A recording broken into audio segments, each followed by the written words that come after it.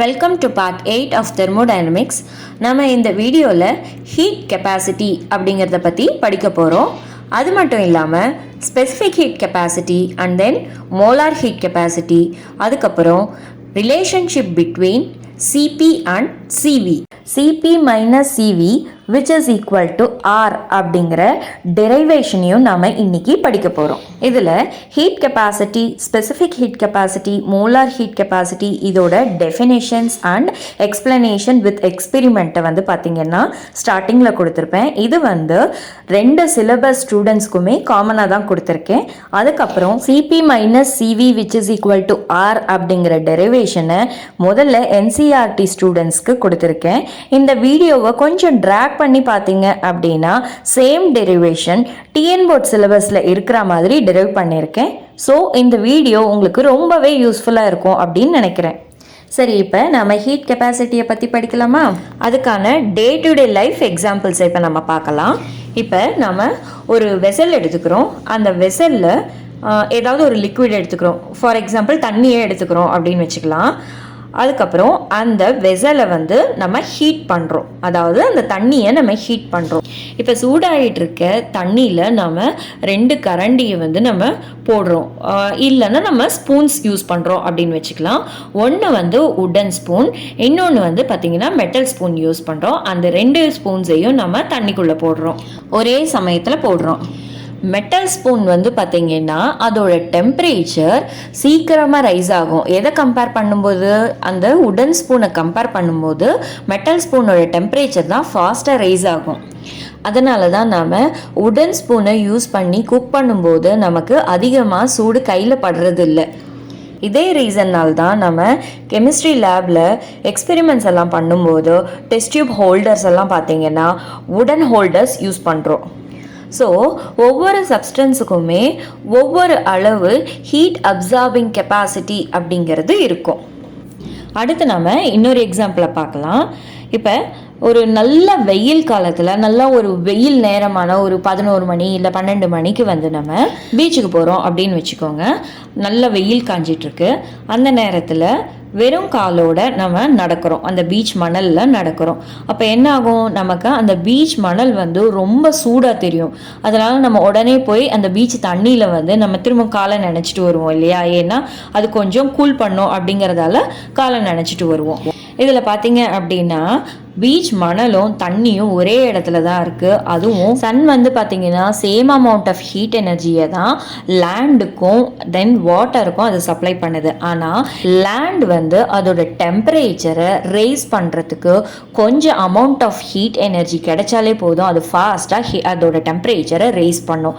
ஆனால் வாட்டர் பார்த்திங்க அப்படின்னா அதுக்கு கொஞ்சம் நிறைய அமௌண்ட் ஆஃப் ஹீட் எனர்ஜி தேவைப்படும் அதோட டெம்பரேச்சரை ரைஸ் பண்ணுறதுக்கு. ஸோ லேண்ட் வந்து சீக்கிரமாகவே சூடாயிடும் பீச் தண்ணியை விட. அதனால் வாட்டருக்கு அதிகமான ஹீட் கெப்பாசிட்டி, அதாவது நம்ம நிறைய ஹீட் எனர்ஜி சப்ளை பண்ணாதான் அதோட டெம்பரேச்சரை ரைஸ் பண்ண முடியும். ஆனால் சாண்டுக்கு வந்து கம்மியான ஹீட் கெப்பாசிட்டி இருக்குது. அதாவது கொஞ்சமான ஹீட் எனர்ஜி கொடுக்கும்போதே அது சீக்கிரமாகவே அதோட டெம்பரேச்சரை ரைஸ் பண்ணிக்குது. இப்போது ஹீட் கெப்பாசிட்டி அப்படிங்கிறது என்ன? The ability of a material to absorb heat. எந்த அளவுக்கு ஒரு மெட்டீரியல் ஹீட் எனர்ஜி அப்சார்ப் பண்ணுது அப்படிங்கிறத தான் நம்ம ஹீட் கெப்பாசிட்டி அப்படின்னு சொல்கிறோம். இப்போது இந்த ஹீட் கெப்பாசிட்டியை நம்ம 2 விதமாக மெஷர் பண்ணலாம். அதாவது heat capacity at constant pressure, அதை நம்ம சிபி அப்படின்னு சொல்லுவோம். அதே மாதிரி heat capacity at constant volume அப்படிங்கிறத சிவி அப்படின்னு சொல்லுவோம். சிபியோட வேல்யூவும் சிவியோட வேல்யூவும் அப்ராக்சிமேட்டாக எப்போ ஈக்குவலாக இருக்கும் அப்படின்னா, நம்ம எடுத்துக்கிற சப்ஸ்டன்ஸ் சாலிடாவோ லிக்விடாவோ இருந்தது அப்படின்னா நமக்கு ஈக்குவலாக இருக்கும். ஆனால் அதுவே நம்ம கேஸஸ் அப்படின்னு எடுத்துக்கிட்டோம்னா நமக்கு தெரியும் கேஸஸ் வந்து ஹைலி கம்ப்ரெசபிள் இல்லையா? அதை கம்ப்ரெஸ் பண்ண முடியும். அதனால் வால்யூம் சேஞ்சஸ் எல்லாம் இருக்கும். அப்படிங்கிறதால சிபியும் சிவியும் அந்த இடத்துல ஈக்குவலாக இருக்காது. எப்போவுமே கேஸஸ்க்கு சிபியோட வேல்யூ சிவியை விட அதிகமாக இருக்கும். அது ஏன் அப்படிங்கிறது நம்ம இந்த வீடியோவில் சிபி அண்ட் சிவி ரிலேஷன்ஷிப்பை டிரைவ் பண்ணும்போது நம்ம பார்க்கலாம். இந்த ஹீட் கெப்பாசிட்டி அப்படிங்கிறத நம்ம இன்னும் கொஞ்சம் டீட்டெயில்டாக பார்க்கலாம். இப்போ Q அப்படிங்கிறது நம்ம ஹீட் எனர்ஜி ஒரு சிஸ்டம்க்கு சப்ளை பண்ணுறோம் அப்படின்னு வச்சுக்கோங்களேன். அந்த சிஸ்டமில் இருக்கிற மாலிக்யூல்ஸ் ஃபஸ்ட்டு என்ன பண்ணும், அந்த ஹீட் எனர்ஜியை அப்சர்வ் பண்ணும். அந்த Q அமௌண்ட் ஆஃப் ஹீட் எனர்ஜியை அப்சர்வ் பண்ணும். அதனால் அந்த மாலிக்யூல்ஸோட கைனட்டிக் எனர்ஜி இன்க்ரீஸ் ஆகும். அந்த கைனட்டிக் எனர்ஜி இன்க்ரீஸ் ஆகிறதுனால மாலிக்யூல்ஸோட மூமெண்ட்டும் அதிகமாக இருக்கும், மாலிக்யூல்ஸோட எனர்ஜியும் ரைஸ் ஆகும். அதுக்கப்புறம் பார்த்தீங்கன்னா சிஸ்டமோட டெம்பரேச்சரும் இன்க்ரீஸ் ஆகும். ஃபார் எக்ஸாம்பிள், நம்ம இந்த சிஸ்டம்க்கு ஹீட் எனர்ஜி கொடுக்கறதுக்கு முன்னாடி சிஸ்டமோட டெம்பரேச்சரை நம்ம T1 அப்படின்னு நோட் பண்ணிக்கலாம். ஹீட் எனர்ஜி கொடுத்ததுக்கப்புறம் சிஸ்டமோட டெம்பரேச்சர் ரைஸ் ஆகும் இல்லையா, அதனால் அதோட டெம்பரேச்சரை நம்ம T2 அப்படின்னு நோட் பண்ணிக்கலாம். இந்த டிஃபரன்ஸ் இன் டெம்பரேச்சர் T2 மைனஸ் T1 அப்படின்றது இருக்கு இல்லையா, அதை நம்ம என்னன்னு சொல்கிறோம், டெல்டா T அப்படின்னு சொல்கிறோம். T2 T1 விட அதிகமாக இருக்கும். அது எதை பொறுத்து அமையும், அதாவது அது directly proportional to the amount of heat energy absorbed. அதாவது நம்ம எடுத்துக்கிற சப்ஸ்டன்ஸ் எந்த அளவுக்கு ஹீட் எனர்ஜியை அப்சார்வ் பண்ணுதோ அந்த அளவுக்கு இன்க்ரீஸ் இன் டெம்பரேச்சர் இருக்கும். அதுக்கப்புறம் அது வேற எதை பொறுத்து அமையும் அப்படின்னா, நம்ம எந்த அளவுக்கு சப்ஸ்டன்ஸ், அதாவது அமௌண்ட் ஆஃப் த சப்ஸ்டன்ஸ் இல்லைன்னா மாஸ் ஆஃப் த சப்ஸ்டன்ஸ் எடுத்துக்கிறோமோ அதை பொறுத்தும் increase in temperature அப்படிங்கிறது அமையும். Q is directly proportional to m into delta T அப்படிங்கிற ஈக்குவேஷன் சொல்லுது. அதாவது சப்ளை பண்ற ஹீட் எனர்ஜி Q அப்படிங்கிறது மாஸ் வந்து அதிகமாகும் போது, அதாவது நம்ம எடுத்துக்கிற சப்ஸ்டன்ஸ் அதிகமாகும் போது ஹீட் எனர்ஜி அப்சர்வ் பண்றதும் அதிகமாகும். அதே மாதிரி சப்ஸ்டன்ஸோட டெம்பரேச்சரை நம்ம அதிகமாக இன்க்ரீஸ் பண்ணணும். அதாவது டெல்டா T அதிகமாக இருக்கும்போது கூட ஹீட் எனர்ஜி அப்சார்ப்டு Q வந்து அதிகமாக இருக்கும். So Q is directly proportional to m into delta T அப்படின்னு சொல்கிறோம். இதை நாம் ஈக்குவேஷன் 1 அப்படின்னு நம்ம ரெப்ரசன்ட் பண்ணலாம். இந்த இடத்துல நம்ம ப்ரொபோர்ஷனாலிட்டி சிம்பலை நம்ம ரிமூவ் பண்ணணும் அப்படின்னா அந்த இடத்துல நம்ம ஒரு ப்ரொபோர்ஷனாலிட்டி கான்ஸ்டண்ட்டை நம்ம இன்ட்ரடியூஸ் பண்ணணும். அதனால் இந்த equation Q is equal to C into M into delta T அப்படின்னு சேஞ்ச் ஆகுது. இந்த இடத்துல C அப்படிங்கிறது தான் ப்ரொபோர்ஷனாலிட்டி கான்ஸ்டன்ட். அது என்ன அப்படின்னு பார்த்தோம்னா அதுதான் ஹீட் கெப்பாசிட்டி அப்படிங்கிறது. இதை நாம் ஈக்குவேஷன் 2 அப்படின்னு வச்சுக்கலாம். இந்த ஹீட் கெப்பாசிட்டி C அப்படிங்கிறது தான் நம்ம என்ன அப்படின்னு ஃபைண்ட் அவுட் பண்ண போகிறோம். இந்த ஈக்குவேஷன் 2வை நம்ம ரீஅரேஞ்ச் பண்ணும்போது நமக்கு ஹீட் கெப்பாசிட்டி, அதாவது C அப்படிங்கிறது என்ன அப்படின்றது தெரிஞ்சிடும். சரி, நம்ம இப்போ அதை ரீஅரேஞ்ச் பண்ணி பார்க்கலாம். இப்போ நமக்கு வேண்டிய Cயை நம்ம லெஃப்ட் ஹேண்ட் சைட் கொண்டு வந்துட்டோம். Q divided by M delta T அப்படின்ட்டு நமக்கு ரீஅரேஞ்ச் பண்ண ஈக்குவேஷன் கிடைக்குது. அதை நாம் ஈக்குவேஷன் 3 அப்படின்னு வச்சுக்கலாம். இதில் கிடைச்சிருக்கிற அந்த ப்ரொபோர்ஷனாலிட்டி கான்ஸ்டன்ட் C அப்படிங்கிறது தான் ஹீட் கெப்பாசிட்டி அப்படின்னு சொன்னோம் இல்லையா. ஸோ அதோட டெஃபினேஷனை இப்போ நம்ம பார்க்கலாம். Heat capacity is defined as the amount of heat to be supplied to a given mass of the material to produce a unit change in its temperature. The SI unit of heat capacity is Joule per Kelvin. அதாவது heat capacity அப்படிங்கிறது நம்ம எடுத்துக்கிற மெட்டீரியலுக்கு எந்த அளவுக்கு heat energy observe பண்ண வேண்டியிருக்கு, அதாவது 1 degree rice இன் temperature இல்லைன்னா 1 கெல்வின் ரைஸ் பண்ணுறதுக்கு எந்த அளவுக்கு நாம் ஹீட் எனர்ஜி சப்ளை பண்ண வேண்டியிருக்கு அப்படிங்கிறது தான் நம்ம ஹீட் கெப்பாசிட்டி அப்படின்னு சொல்கிறோம். இதோட யூனிட் SI யூனிட் பார்த்தீங்க அப்படின்னா அது வந்து ஜூல் பர் கெல்வின் அப்படிங்கிறது தான்.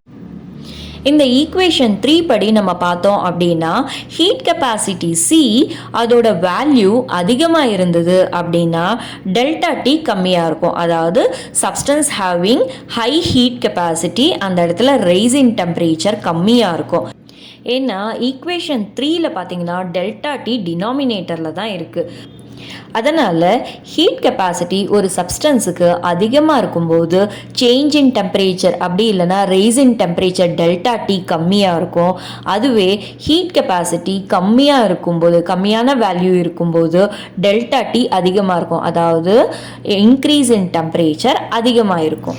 இந்த எக்ஸ்பெரிமெண்ட்டில் டெல்டா டி மெட்டலுக்கு அதிகமாக இருக்கிறதுனால, அதாவது ஃபாஸ்ட்டாக சேஞ்ச் இன் டெம்பரேச்சர் நடக்கிறதுனால இந்த ஹீட் கெப்பாசிட்டி வேல்யூ மெட்டலுக்கு கம்மியாக இருக்கும். அதுவே உடனுக்கு டெல்டா டி கம்மியாக இருக்கிறதுனால அதோட ஹீட் கெப்பாசிட்டி வேல்யூ அதிகமாக இருக்கும்.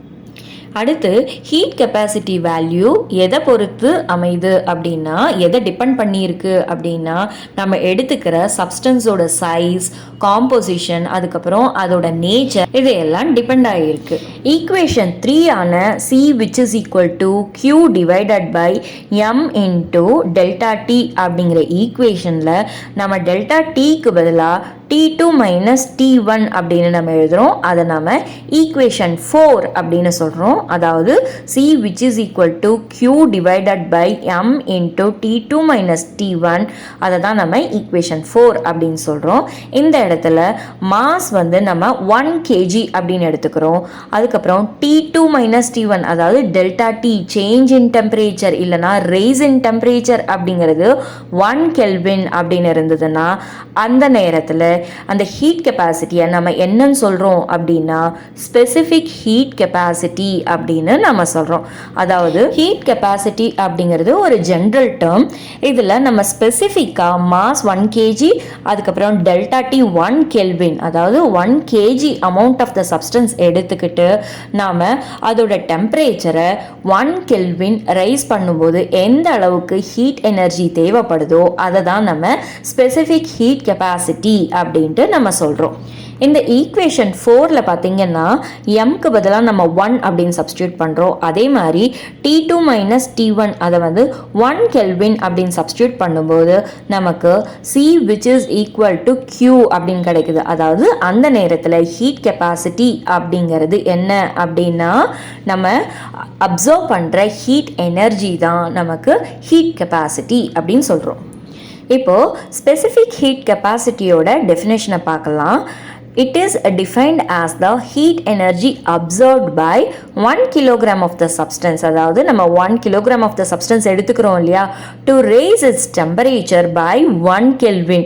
அதோட டெம்பரேச்சரை நம்ம 1 Kelvin ரைஸ் பண்ணுறோம் இல்லையா, அதுக்கு தேவையான amount of heat energy absorb பண்ணுது இல்லையா, அதை Qன்னு சொல்லுவோம்ல, அதுதான் இங்கே ஸ்பெசிஃபிக் ஹீட் கெப்பாசிட்டி அப்படின்னு சொல்கிறோம். அடுத்து நாம் படிக்க போகிறது மோலார் ஹீட் கெப்பாசிட்டி அப்படிங்கிறது தான். இப்போ நம்ம எடுத்துக்கிற சப்ஸ்டன்ஸ் 1 kg அப்படின்னு சொன்னோம். எதில் அப்படின்னு பார்த்தோன்னா ஸ்பெசிஃபிக் ஹீட் கெப்பாசிட்டியில்.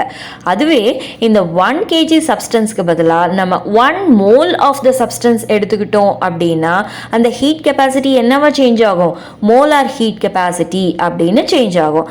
அதாவது the heat capacity for 1 mole of the substance is called molar heat capacity அப்படின்னு சொல்றோம். அதை நம்ம எப்படி ரெப்ரசன்ட் பண்றோம் அப்படின்னா C சப்ஸ்கிரிப்ட் M அப்படின்னு நம்ம ரெப்ரசன்ட் பண்றோம். இப்போ இந்த மோலார் ஹீட் கெப்பாசிட்டியை நம்ம டிஃபைன் பண்ணோம் அப்படின்னா the amount of the heat energy absorbed by 1 mole of the substance to raise its temperature by 1 Kelvin is called molar heat capacity. அதாவது எவ்வளோ நம்ம சப்ஸ்டன்ஸ் எடுத்துக்கிறோம், இந்த இடத்துல 1 mole of the substance எடுத்துக்கிட்டு அதோட டெம்பரேச்சர் 1 கெல்வின் ரைஸ் ஆகிறதுக்கு எந்த அளவுக்கு ஹீட் எனர்ஜி அப்சார்ப் ஆகுதோ அதை தான் நாம் மோலார் ஹீட் கெப்பாசிட்டி அப்படின்னு சொல்கிறோம். மோலார் ஹீட் கெப்பாசிட்டியோட எஸ்ஐ யூனிட் பார்த்தோம்னா joule per kelvin per mole அப்படின்னு சொல்கிறோம். ஏன்னா நம்ம equation 4ல் C which is equal to Q divided by M into T2 minus T1 அப்படிங்கிறத பார்த்தோம் இல்லையா, இந்த இடத்துல நியூமரேட்டரில் Q இருக்குது. Qவோட யூனிட் என்னன்னு பார்த்தோம்னா ஜூல், அதனால நியூமரேட்டரில் ஜூல் அப்படின்னு வச்சுக்கலாம். டினாமினேட்டரில் எம்முக்கு பதிலாக mole, 1 mole of the substance தானே நம்ம எடுக்கிறோம் மோலார் ஹீட் கெப்பாசிட்டிக்கு, அதனால எம்முக்கு பதிலாக நம்ம 1 மோல் அப்படிங்கிறத நம்ம போட்டுக்கலாம்.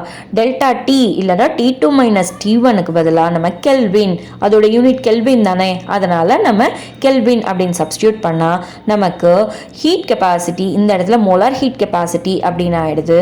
அதோட unit unit joule per kelvin per mole அப்படின்னு சொல்லலாம். அடுத்து நம்ம படிக்க போகிறது relationship between CP and CV, அதாவது molar heat capacity at constant pressure conditions and molar heat capacity at constant volume conditions, அதோட ரிலேஷன்ஷிப்பை தான் நம்ம படிக்க போகிறோம். இதில் முதல்ல நாம் என்சிஆர்டி சிலபஸில் இருக்கிற டெரிவேஷனை பார்க்கலாம். இப்போ இந்த டெரிவேஷனில் பார்த்தீங்கன்னா the relationship between CP and CV for the ideal gas நம்ம இப்போ படிக்க போகிறோம். சிபி அண்ட் சிவி அப்படிங்கிறது மோலார் ஹீட் கெப்பாசிட்டி அப்படிங்கிறதால நம்ம எடுத்துக்கிற அமௌண்ட் ஆஃப் த சப்ஸ்டன்ஸ் வந்து பார்த்தீங்கன்னா 1 மோல் அப்படின்னு எடுத்துக்கிறோம். நமக்கு இந்த equation Q which is equal to C into M into delta T அப்படிங்கிற ஈக்குவேஷனை நம்ம ஏற்கனவே பார்த்தோம் இல்லையா, அதை தான் நாம் இங்கே யூஸ் பண்ணிகிட்ருக்கோம். இந்த இடத்துல M அப்படிங்கிறது 1 mole of the substance அப்படிங்கிறதால Q which is equal to C delta T அப்படிங்கிற ஈக்குவேஷனை நம்ம at constant volume கண்டிஷன்லையும் constant pressure கண்டிஷன்லையும் நம்ம இந்த இடத்துல யூஸ் பண்ணுறோம். அதனால் நமக்கு கிடைக்கிற equation at constant volume Q subscript V which is equal to C subscript V delta T. இந்த இடத்துல M ஓட வேல்யூ பார்த்தீங்கன்னா 1 மோல் அப்படிங்கிறதால நமக்கு C subscript V delta T அப்படிங்கிற ஈக்குவேஷன் நமக்கு கிடைக்குது. இந்த இடத்துல நமக்கு ஏற்கனவே தெரிஞ்ச Q subscript V which is equal to delta U அப்படிங்கிற ரிலேஷன்ஷிப்பை நம்ம இந்த CV delta T அப்படிங்கிற ரிலேஷன்ஷிப்போட ஈக்குவேட் பண்ணும்போது நமக்கு ஈக்குவேஷன் 1 ஆன Q subscript V which is equal to CV delta T which is equal to delta U அப்படிங்கிற ஈக்குவேஷன் 1 நமக்கு கிடைக்குது. இதையே நம்ம கான்ஸ்டன்ட் ப்ரெஷர் கண்டிஷன்ஸில் நம்ம இந்த சிஸ்டமை மெயின்டைன் பண்ணும்போது நமக்கு Q subscript P which is equal to C subscript P into delta T அப்படின்னு நம்ம எழுதலாம். இந்த இடத்துல நமக்கு ஏற்கனவே Q subscript P which is equal to delta H அப்படிங்கிற ரிலேஷன்ஷிப் நமக்கு ஏற்கனவே தெரியும் இல்லையா, அதனால் நம்ம இந்த ஈக்குவேஷனான QP which is equal to CP delta Tயை நம்ம delta Hக்கு ஈக்குவேட் பண்ணால் நமக்கு கிடைக்கிறது QP which is equal to CP delta T which is equal to delta H அப்படிங்கிற ஈக்குவேஷன் நமக்கு கிடைக்கும். Q subscript V which is equal to delta U and Q subscript P which is equal to delta H அப்படிங்கிறது ரொம்ப இம்பார்ட்டண்ட்டான relationship அப்படிங்கிறது last வீடியோலேயே நான் சொல்லியிருந்தேன். இந்த இடத்துல நம்ம கான்ஸ்டன்ட் ப்ரெஷர் கண்டிஷன்லேயும் கான்ஸ்டன்ட் வால்யூம் கண்டிஷன்லேயும் நம்ம ரிலேஷன்ஷிப் ஃபைண்ட் அவுட் பண்ணுறதுனால நமக்கு கான்ஸ்டன்ட் ப்ரெஷர் கண்டிஷனுக்கான ஹீட் எனர்ஜி அப்சர்வ்டை நம்ம டெல்டா ஹெச் அப்படிங்கிறதையும் கான்ஸ்டன்ட் வால்யூம் கண்டிஷனுக்கான ஹீட் எனர்ஜி அப்சர்வ்டை டெல்டா யூ அப்படிங்கிறதையும் நம்ம இந்த இடத்துல ஒரு ரிலேஷன்ஷிப்பாக யூஸ் பண்ணுறோம். அதாவது delta H which is equal to delta U plus delta PV அப்படிங்கிற ரிலேஷன்ஷிப்பை இந்த இடத்துல யூஸ் பண்ணுறோம். இதை ஈக்குவேஷன் 3 அப்படின்னு வச்சுக்கலாம். நம்ம யூஸ் பண்ணுறது ஐடியல் கேஸ் தான் அப்படிங்கிறதால நம்ம ஐடியல் கேஸ் ஈக்குவேஷனான PV which is equal to NRT அப்படிங்கிற ரிலேஷன்ஷிப்பை நம்ம இந்த இடத்துல யூஸ் பண்ணுறோம். அதாவது PV which is equal to RT, ஏன்னா N அப்படிங்கிறது 1 mole of the substance அப்படிங்கிறதால PV which is equal to RT அப்படின்னு நம்ம சப்ஸ்டியூட் பண்ணுறோம். எதில் சப்ஸ்டியூட் பண்ணுறோம்? ஈக்குவேஷன் 3ல PVன்ற பிளேஸில் நம்ம RT அப்படின்னு சப்ஸ்டியூட் பண்ணும்போது நமக்கு கிடைக்கிறது delta H which is equal to delta U plus delta RT அப்படிங்கிற ஈக்குவேஷன் 4 நமக்கு கிடைக்குது. இந்த ஈக்குவேஷன் 4ல் பார்த்தீங்கன்னா டெல்டா RT அப்படிங்கிற டேர்ம் இருக்கு இல்லையா, இந்த இடத்துல ஆரை வந்து நம்ம டிஃப்ரென்ஷியேட் பண்ண முடியாது, ஏன்னா அது வந்து ஒரு கான்ஸ்டன்ட் அப்படிங்கிறதால நம்ம டிஃப்ரென்ஷியேட் பண்ணல. ஸோ நமக்கு கிடைக்கிறது delta H which is equal to delta U plus R delta T அப்படிங்கிற ஈக்குவேஷன் 5 நமக்கு கிடைக்கும். இந்த ஈக்குவேஷன் 5ல் நம்ம டெல்டா ஹெச்சுக்கும் டெல்டா யூக்குமான வேல்யூஸை சப்ஸ்டியூட் பண்ணும்போது, அதாவது CP delta T which is equal to delta H அப்படிங்கிறது நம்ம ஏற்கனவே பார்த்தோம் இல்லையா, அதே மாதிரி சிவி டெல்டா டி அப்படிங்கிறது டெல்டா யூ அப்படின்ட்டு நம்ம பார்த்தோம். ஸோ இந்த இடத்துல இந்த ஈக்குவேஷன் 5ல் டெல்டா ஹெச்சுக்கு பதில் நம்ம சிபி டெல்டா டி அப்படின்னு சப்ஸ்டியூட் பண்ணுறோம். அதே மாதிரி டெல்டா யூக்கு பதிலாக சிவி டெல்டா டி அப்படின்னு சப்ஸ்டியூட் பண்ணும்போது நமக்கு கிடைக்கிறது Cp delta T which is equal to Cv delta T plus R delta T அப்படிங்கிற ஈக்குவேஷன் 6 நமக்கு கிடைக்கும். இந்த ஈக்குவேஷன் 6 அதாவது லெஃப்ட் ஹேண்ட் சைடும் ரைட் ஹேண்ட் சைடும் மொத்தமும் நம்ம டெல்டா டீயால் நம்ம டிவைட் பண்ணும்போது இந்த ஈக்குவேஷன் 6 நமக்கு CP which is equal to CV plus R அப்படின்ட்டு சேஞ்ச் ஆகும். அதை நம்ம ஈக்குவேஷன் 7 அப்படின்னு நம்ம சொல்லலாம். இந்த ஈக்குவேஷன் 7 நம்ம ரீஅரேஞ்ச் பண்ணும்போது நமக்கு கிடைக்கிறது CP minus CV which is equal to R அப்படிங்கிற ரிலேஷன்ஷிப் நமக்கு கிடைக்கும். இதில் சிபி எப்பவுமே சிவியை விட அதிகமாக இருக்கும். எவ்வளோ அதிகமாக இருக்கும் அப்படின்னா ஆர் அப்படிங்கிற வேல்யூ அதிகமாக இருக்கும்.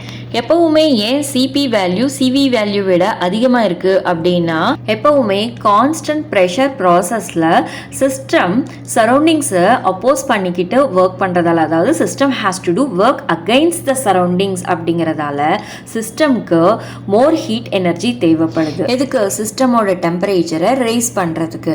ஸோ எப்பவுமே சிபி வேல்யூ சிவி வேல்யூ விட அதிகமாக தான் இருக்கும்.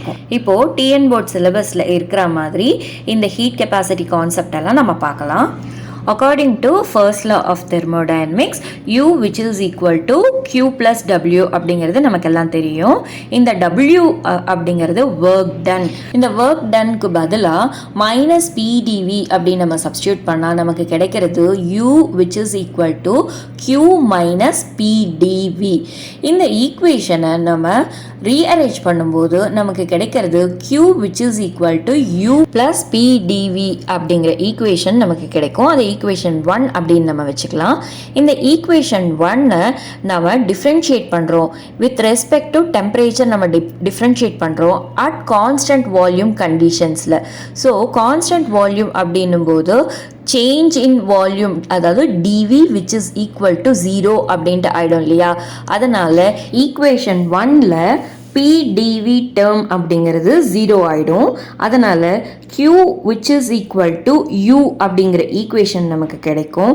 அதை நம்ம டிஃப்ரென்ஷியேட் பண்ணும்போது dou Q by dou T at constant volume which is equal to dou U by dou T at constant volume அப்படிங்கிற ஈக்குவேஷன் நமக்கு கிடைக்கும். இந்த dou Q by dou T at constant volume கண்டிஷனை நம்ம என்னன்னு சொல்லுவோம் அப்படின்னா molar heat capacity at constant volume அப்படிங்கிறத நம்ம சொல்லுவோம். அதனால தான் நம்ம அதை CV அப்படின்னு ரெப்ரசன்ட் பண்ணுறோம். So left hand side dou Q by dou T at constant volume CV அப்படின்னு நம்ம சப்ஸ்டியூட் பண்ணோம் அப்படின்னா right hand side dou U by dou T at constant volume அப்படிங்கிறத நம்ம அப்படியே எடுத்துக்கிறோம். அதை நம்ம ஈக்குவேஷன் 2 அப்படின்னு சொல்கிறோம். இந்த ஈக்குவேஷன் 2வை நம்ம டெஃபினேஷன் ஃபார்மில் சொல்லணும் அப்படின்னா heat capacity at constant volume left hand side இருக்கு இல்லையா, அதை சிவி அப்படின்னு சொல்கிறோம் இல்லையா? அதுதான் the heat capacity at constant volume is defined as the rate of change of internal energy. அதாவது இன்டர்னல் எனர்ஜி சேஞ்ச் ஆகிட்டே இருக்கு இல்லையா, அதோட rate with respect to temperature. நம்ம டினாமினேட்டரில் dou T அப்படின்னு நம்ம சொல்கிறோம் இல்லையா, அது எந்த கண்டிஷனில் பார்த்தோம் அப்படின்னா அட் கான்ஸ்டன்ட் வால்யூம் கண்டிஷன் அப்படின்றது தான் நம்ம CV அப்படின்னு சொல்கிறோம்.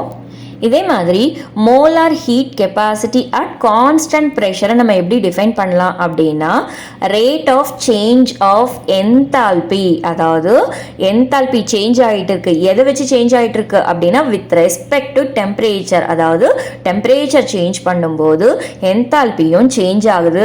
அது எந்த கண்டிஷனில் அப்படின்னு பார்த்தோம்னா அட் கான்ஸ்டன்ட் ப்ரெஷர் கண்டிஷன் அப்படிங்கிறது தான் நம்ம சிபி அப்படின்னு சொல்கிறோம்.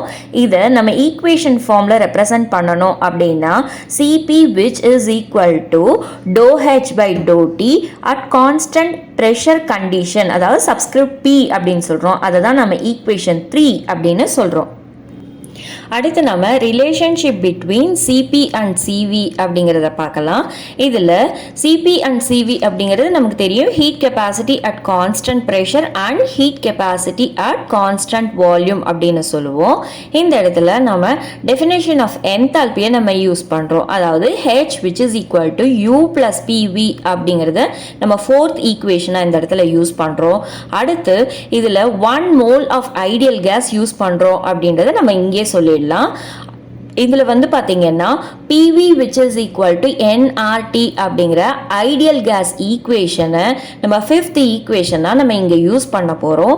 இந்த இடத்துல நம்ம ஃபிஃப்த் ஈக்குவேஷனை ஃபோர்த் ஈக்குவேஷனில் சப்ஸ்டியூட் பண்ணுறோம். அதாவது PV வேல்யூ என்ன, nRT அப்படிங்கிறத நம்ம ஃபோர்த் ஈக்குவேஷனில் கொண்டு போய் சப்ஸ்டியூட் பண்ணோம் அப்படின்னா நமக்கு ஈக்குவேஷன் 6 நமக்கு கிடைக்கும்.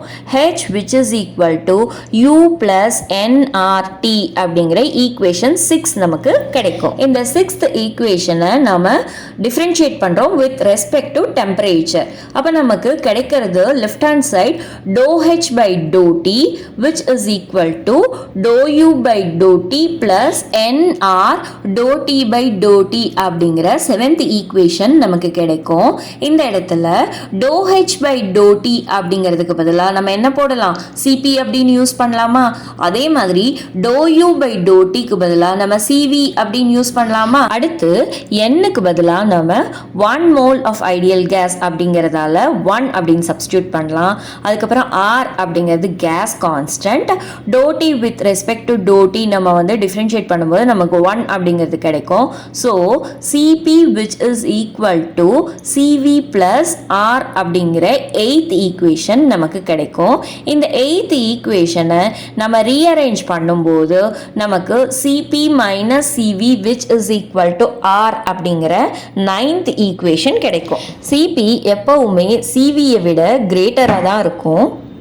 ஏன்னா அட் கான்ஸ்டன்ட் ப்ரெஷர் ப்ராசஸில் பார்த்தோம் அப்படின்னா ஒரு சிஸ்டம்க்கு சரௌண்டிங்ஸ்க்கு அப்போசிஷனாக ஒர்க் பண்ணுறதுனால, அதாவது a system has to do work against the surroundings அப்படின்றதுனால அதுக்கு மோர் ஹீட் எனர்ஜி தேவைப்படுது. அதாவது அதோட டெம்பரேச்சரை ரைஸ் பண்ணுறதுக்கு கான்ஸ்டன்ட் வால்யூமில் தேவைப்படுற ஹீட் எனர்ஜியை விட அதிகமான ஹீட் எனர்ஜி கான்ஸ்டன்ட் ப்ரெஷர் கண்டிஷனில் தேவைப்படுறதுனால CP is always greater than CV அப்படின்னு சொல்லுவோம். இந்த derivation CP minus CV which is equal to R அப்படிங்கிறது ரொம்பவே இம்பார்ட்டண்ட்டான டெரிவேஷன். இந்த வீடியோ NCERT ஸ்டூடெண்ட்ஸ்க்கும் TN போர்ட் ஸ்டூடெண்ட்ஸ்க்கும் ரொம்பவே யூஸ்ஃபுல்லாக இருக்கும் அப்படின்னு நான் நினைக்கிறேன். இந்த வீடியோ உங்களுக்கு பிடிச்சிருந்தால் லைக் பண்ணுங்கள், ஷேர் பண்ணுங்கள், சப்ஸ்கிரைப் பண்ணுங்கள்.